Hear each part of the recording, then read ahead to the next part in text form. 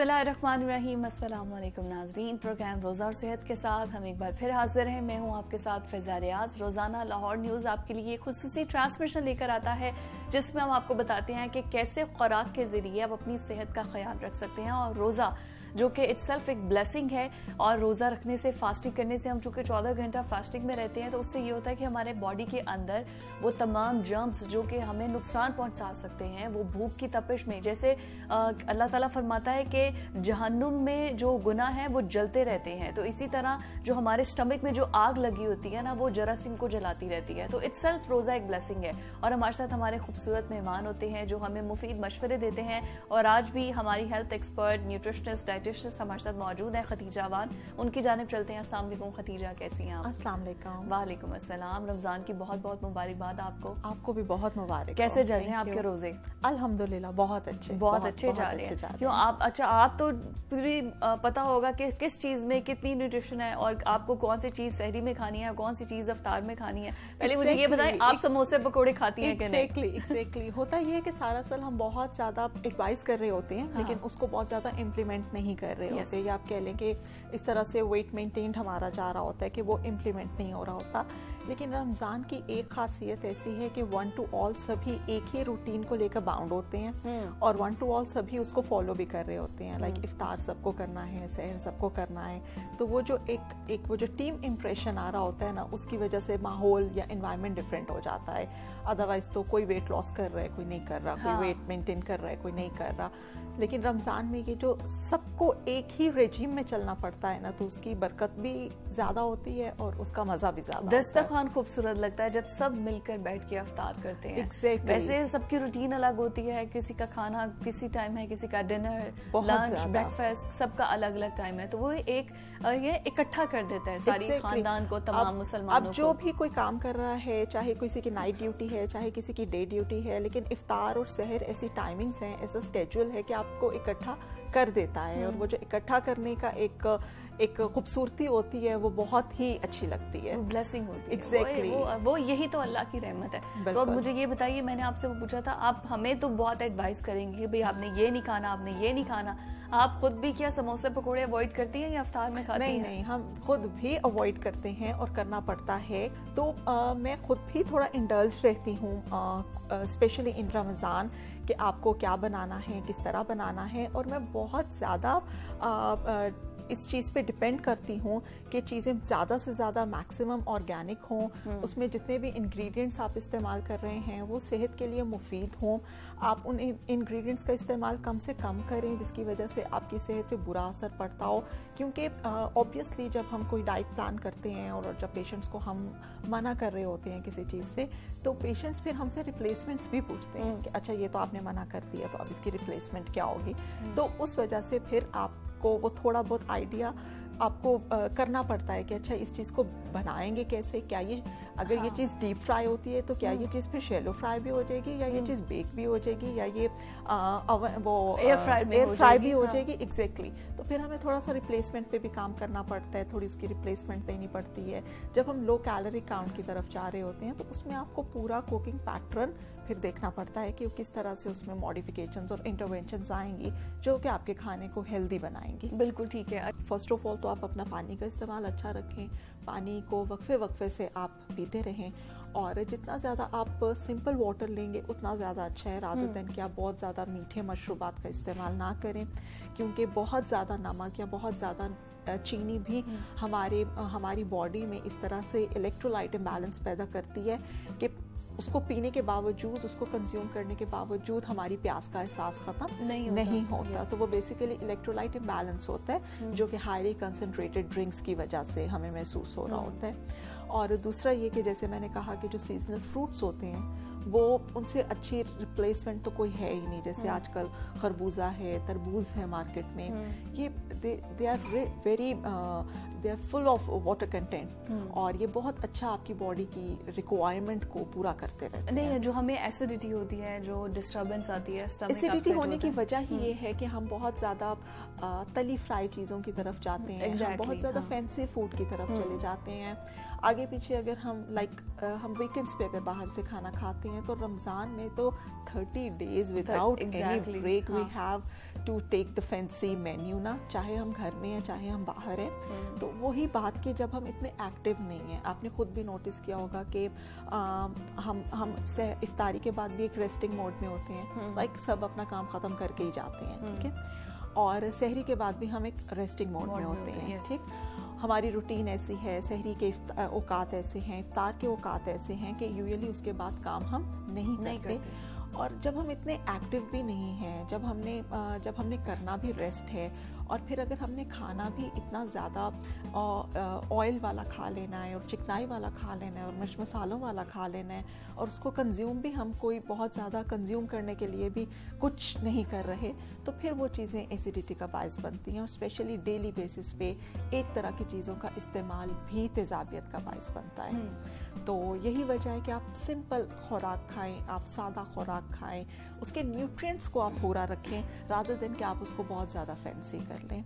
अब जैसे पकोड़े is a very good item, जो कि क्योंकि ये जो बेसन होता है ना, ये आपको बड़ी अच्छी एनर्जी प्रोवाइड करता है। तो बेसन is a very good source of energy, लेकिन वो उसको डीप फ्राई करना और फिर डेली बेसिस पे और फिर क्वांटिटी का कोई ख्याल ना रखना, और स्पेशली उसमें वो जो मिर्च मसाले होते हैं वो उसको क्या होता है कि वो फायदामंद कम रहता है और फिर आपको नुकसान ज्यादा दे देता है। तो फिर उसको मैं असल में सिर्फ ये कोशिश ये कर रही हूँ ताकि जिनको ये मसला है वो फिर क्या कहते हैं पुदीने का इस्तेमाल ज्यादा करे, वो आपके स्टमक के लिए अच्छा है। उसके लिए देखें, सबसे पहले तो prevention is better than cure. Yes, कि आप सबसे पहले तो अपना ख्याल रखें, एहतियात इलाज से बेहतर है। अपनी हर बॉडी फिजा दूसरी बॉडी से डिफरेंट है, हर किसी की टॉलरेंस दूसरे से डिफरेंट है। किसी को कुछ सूट कर रहा है, किसी को नहीं कर रहा। तो सबसे पहले तो आप अपनी एक जो सेल्फ असेसमेंट होती है वो करें कि भाई अगर आपको कोई चीज सूट नहीं कर रही तो डोंट गो फॉर इट, ठीक है। सेकेंडली ये कि आप थोड़ा सा चीज़ों को मॉडिफाई रखें, थोड़ा सा मॉडरेशन में रखें और थोड़ा सा वैरायटी में रखें।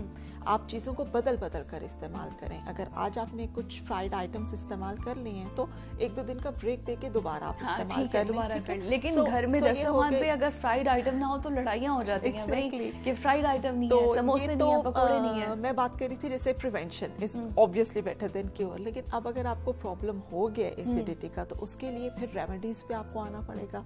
और उसकी रेमेडीज के लिए यही है कि आप जैसे लस्सी का इस्तेमाल बहुत ज़्यादा अच्छा है, दही का इस्तेमाल आपकी गट हेल्थ के लिए बहुत अच्छा है। दही में जो हमारे नेचुरल प्रोबायोटिक्स होते हैं वो हमारी गट हेल्थ के लिए बहुत अच्छे हैं, आपके मेटाबॉलिज्म को बढ़ाते हैं, आपके निज़ाम इंहिज़ाम को बढ़ाते हैं, और जितना अच्छा आपका मेटाबॉलिज्म होगा उतनी आपको इनडाइजेशन इश्यूज कम होंगे, उतनी आपको अच्छा ये डाइट से आप स्किन भी बेहतर होती है, मतलब स्किन पे भी तो ऑब्वियसली इफेक्ट आता है। आपका स्टमक अगर अपसेट है तो उसका रिएक्शन आपके स्किन पे भी आता है, एक्ने की सूरत पे भी। तो आप इसको खुराक से भी इसको ठीक करते हैं? बिल्कुल, जैसे मैंने बताया कि सब में जो खुराक का इम्पैक्ट है वो डिफरेंट है। कुछ लोग देखा होगा कि वो डेली बेसिस पे अगर एग कंज्यूम कर लें या नट्स कंज्यूम कर लें तो they are fine with it.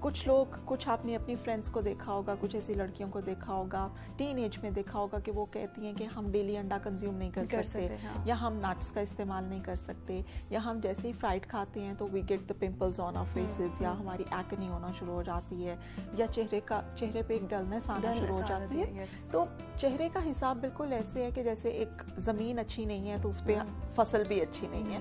तो जितना आप हेल्दी अपने स्टमक को रखेंगी, जितना आपकी गट हेल्थ है वो अच्छी होगी, जितना आप अपनी बॉडी को डिटॉक्स रखेंगी, जितना आप अपनी बॉडी को क्लीन करती रहेंगी, उतना ही आपका जो चेहरा है वो ग्लो करेगा। अच्छा, ये जो डिटॉक्स वाटर है क्या रमजान में करना चाहिए? बिल्कुल करना चाहिए। डिटॉक्स वाटर तो पूरा साल it would be very helpful, it would be very helpful. हमने बल्कि बहुत सी कैटेगरीज बनाई हुई हैं कि ये चीज़ हमने सर्दियों में इस्तेमाल करनी है, ये चीज़ हमने गर्मियों में इस्तेमाल करनी है। हमारे यहाँ फिश को बहुत ज़्यादा इस्तेमाल नहीं करते गर्मियों में, जबकि साइंस और किताबें ये कहती हैं कि ट्वाइस इन अ वीक वो पूरा साल इस्तेमाल हो सकती है।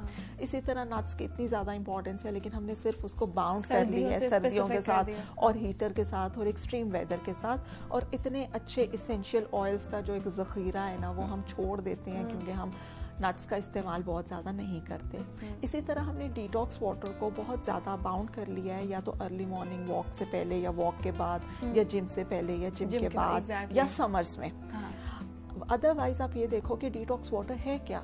Detox water is a water with the vitamins, detox is a water with the minerals, क्योंकि आप उसमें या तो फ्रूट कट करके ऐड कर रहे हो, या आप उसमें विटामिन सी ऐड कर रहे हो, या उसमें आप कुछ वेजिटेबल्स ऐड कर रहे हो जिसके विटामिन उस पानी में शामिल हो रहे हैं और उस पानी का इस्तेमाल कर रहे हो। वाटर है क्या फॉर द स्किन रेमेडी? क्योंकि यूजुअली ये होता है कि हमें पता ही नहीं होता, हम खीरे के इतने इतने स्लाइस डाल देते हैं, पुदीने के इतने स्लाइस डाल देते हैं कि बाद में वो पानी डिटॉक्स की जगह वो जहरी बन के आपको डैमेज कर रहा होता है। Detox water is a complete, you can say it कि it's a complete science, it's a complete medicine. आपको स्किन के लिए डिटॉक्स वाटर चाहिए तो इट वुड बी डिफरेंट। अगर आपको अपने फैटी लिवर को क्लियर करने के लिए डिटॉक्स वाटर चाहिए तो इट वुड बी डिफरेंट। अगर आपको अपनी अल्सरेशन या अपने स्टमक इश्यूज को सेटल करने के लिए आपको डिटॉक्स वाटर चाहिए तो it would be totally different. तो इस तरह जिस तरह से हमारा डाइट प्लान बहुत कस्टमाइज्ड होता है, इसी तरह से पेशेंट टू पेशेंट ये जो डिटॉक्स वाटर का एडवाइस करना है ये भी बहुत ज्यादा अभी रमजान में चूंकि यूजुअली इशू ये आ रहा है कि स्टमक अपसेट हो जाता है और एसिडिटी के बहुत से इश्यूज, मुझे ऐसे बहुत से क्वेरीज मिलती हैं, तो फिर वो क्या यूज करें अपने स्टमक को फिट रखने के लिए? उसके लिए बेहतर है कि आप मिंट को इस्तेमाल करें, और खीरे का इस्तेमाल कुछ लोगों को सूट करता है, कुछ लोगों को नहीं सूट करता। और ये कितना, एक स्लाइस, 2 स्लाइस, या हाफ क्यूकम्बर, या पूरा? अगर आपके पास 1 लीटर जग है तो उसमें it would be half lemon, and the 1 medium sized जो होगा वो क्यूकम्बर होगा, and a few leaves of mint.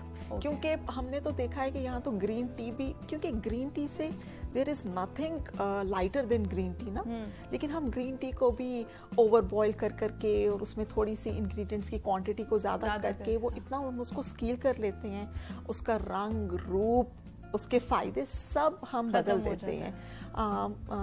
मैं सबको कहती हूँ कि जैसे कि आप जो ग्रीन टी जब बना रहे हैं, क्योंकि वो भी हम अपनी बॉडी की क्लींजिंग के लिए और अपनी बॉडी को डिटॉक्स करने के लिए बना रहे होते हैं, तो हम कहते हैं जी आपने कम लीव्स इस्तेमाल करने हैं, आपने उसका कलर बहुत हल्का रखना है, आपने उसको बड़े अच्छे से दम देना है। और यहाँ हमें पता चलता है कि उसमें लाइक करी, उसमें मसाले ऐड हो रहे होते हैं, उसको इतना ज़्यादा ओवर बॉयल किया जा रहा होता है कि वो भी एक स्कील सिरप बन जाता है। तो आप वाली बात बिल्कुल ठीक है कि people should know, patients should know कि उनको क्या इस्तेमाल करना है और कितनी क्वांटिटी में इस्तेमाल करना है, क्योंकि ग्रीन टी का भी जो ओवर कंजम्पशन है वो आपको डिहाइड्रेट करेगी, ड्राइनेस कर देता है, आपको ड्राइनेस करेगी, उस ड्राइनेस की वजह से आपको बर्निंग मिक्सचरेशन का इशू होगा। तो इसलिए बहुत ज़्यादा ज़रूरी है कि आप अच्छी चीज भी अगर इस्तेमाल कर रहे हो ना तो उसकी क्वांटिटी उसकी मिकदार बहुत मुनासिब। इसी वजह से क्या किसी भी चीज की ज्यादती आपको डैमेज करती है, चाहे वो अच्छा है चाहे वो बुरा है, लेकिन किसी भी चीज की ज्यादती जो है वो आपको डैमेज ही करती है। थैंक यू सो मच आपके वक्त के लिए। आई एम श्योर कि हमारे जितने भी व्यूवर्स हमें देख रहे हैं उन्होंने बहुत से अच्छे मुफीद मशवरे आपसे लिए होंगे, और अपनी खुराक को ठीक करने के लिए लाजमी बात है सादा रखें ताकि आप तंदुरुस्त रहें। मुझे आज के प्रोग्राम से इजाजत दीजिए। अल्लाह हाफिज।